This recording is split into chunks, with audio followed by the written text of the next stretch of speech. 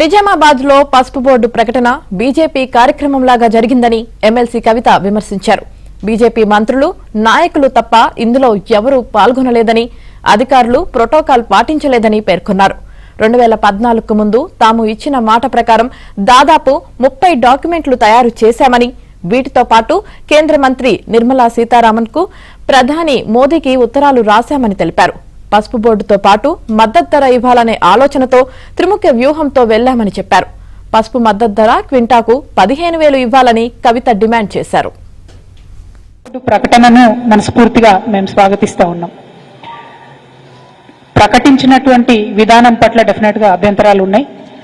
కేవలం ఒక BJP party కార్యక్రమంలా చేసినారు తప్పితే కేంద్ర ప్రభుత్వం, రాష్ట్ర ప్రభుత్వంలో ఉన్నటువంటి ప్రజాప్రతినిధులందరినీ ఇన్వాల్వ్ చేసే విధంగా కార్యక్రమం చేయకపోవడం కొంచెం బాధాకరం.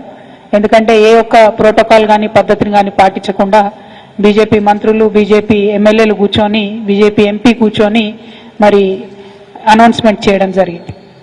రాష్ట్ర ప్రభుత్వంలో ఉండే వ్యవసాయ శాఖ మంత్రిని కానీ, ఎట్లాగే జిల్లాలో ఉన్నటువంటి స్థానిక ప్రజాప్రతినిధులమైనటువంటి మా ఎవరిని కూడా ఇన్వాల్వ్ చేయకపోవడం కొంచెం బాధాకరమే. ప్రజలు కూడా ఈ విషయాన్ని గమనించారని చెప్పి నేను భావిస్తా ఉన్నాను.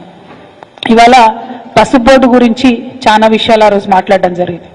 నిజానికి ఈ పసుపు బోర్డు ఆలోచన చేసినప్పుడు 2014 కన్నా ముందు, ఎన్నికలకు వెళ్లే ముందు నేను పసుపు రైతులందరితో మాట్లాడినప్పుడు ఆల్రెడీ 15-20 ఏళ్ల నుంచి మేము ఉద్యమాలు చేస్తూ ఉన్నాం, కానీ ఎవరు కూడా పట్టించుకుంటలేరు.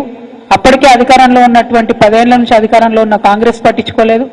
అంతకుముందు భారతీయ జనతా పార్టీ అధికారంలో ఉన్నప్పుడు కొద్దిగా పాజిటివ్ గా స్పందించారు, కానీ మళ్ళీ ఎప్పుడు పట్టించుకోలేదని పసుపు రైతులందరూ కూడా చెప్పడం జరిగింది. ఎంపీగా నేను మే 16 నాడు ఎన్నికైతే నెల లోపలనే, అంటే 12 జూన్ 2014లోనే అప్పుడు నిర్మలా సీతారామన్ గారు కామర్స్ మంత్రి గారు ఉన్నారు, వారికి ఉత్తరం రాయడంతో ప్రారంభిస్తే ఆనాటి నుండి ప్రధానమంత్రి గారిని 2 సార్లు కలవడం, స్పైసెస్ పార్క్ ఒక పక్క పసుపు బోర్డు కోసం ప్రయత్నం చేస్తూనే ఇంకొక పక్క పసుపు ఆధారంగా రావాల్సినటువంటి పరిశ్రమల కోసం మాట్లాడుతూ ఈ దేశంలోకి పసుపు బాగా దిగుమతి అవుతున్నది, దానివల్ల పసుపు రైతులు నష్టపోతా ఉన్నారు, దిగుమతులన్నీ ఆపాలని చెప్పి ఇంకొక పక్క డిమాండ్ చేస్తూ పసుపు బోర్డుతో పాటు పసుపుకు మద్దతు ధర 15,000 రూపాయలు ఇవ్వాలని చెప్పి డిమాండ్ చేస్తూ ఒక త్రిముఖ వ్యూహంతో నేను 5 ఏళ్లు అలుపెరగని పోరాటం చేసిన విషయాన్ని నిజామాబాద్ జిల్లా రైతులందరూ కూడా నేను